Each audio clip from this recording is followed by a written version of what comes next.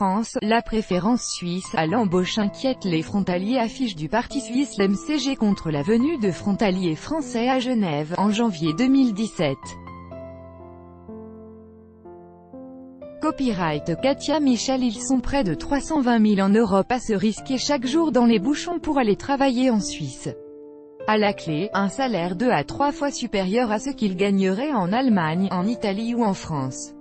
Sauf que depuis quelques années, les travailleurs frontaliers n'ont plus trop la côte. En 2014, les Suisses ont dit oui à l'instauration de quotas de travailleurs étrangers. Depuis, Berne essaie de trouver une formule pour les appliquer sans trop se fâcher avec l'Union européenne. La solution s'appelle la préférence indigène. À partir de ce dimanche 1er juillet, les entreprises suisses doivent privilégier l'embauche d'un demandeur d'emploi local dans les secteurs à fort taux de chômage. Et donc écarter les frontaliers. Avec notre correspondant à Genève, Jérémy Lange devant le pôle emploi de la ville, à quelques centaines de mètres de la douane, tout le monde ou presque cherche un poste en Suisse. La préférence indigène inquiète Julie, mère célibataire de 38 ans, dans cette région, tout est très cher.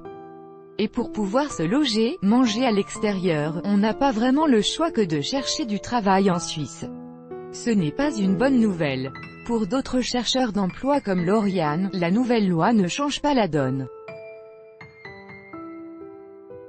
Elle participe juste au climat défavorable qui touche les frontaliers depuis quelques années. Je garde quand même espoir parce que la mesure ne me semble pas si restrictive que ça. Après, il est vrai que, étant frontalier français, on est quand même les derniers choix des recruteurs. Le maire de Saint-Julien en Genevois, Antoine Vieillard, ne dit pas autre chose. Il dénonce une mesure contraire, selon lui, aux accords de libre circulation des personnes passés avec l'Union européenne. Ce qui se passe, c'est que les employeurs, quand ils ne recrutent pas un chômeur local, doivent justifier pourquoi. Donc cela est une discrimination. Et puis le plus souvent, ils se voient menacés dans l'attribution de subventions, dans l'attribution de marchés publics, et donc incités à ne pas recruter des Européens. Pour le moment, seuls les secteurs affichant un taux de chômage de plus de 8% sont concernés. Il s'agit surtout du bâtiment, de l'horlogerie et de la restauration.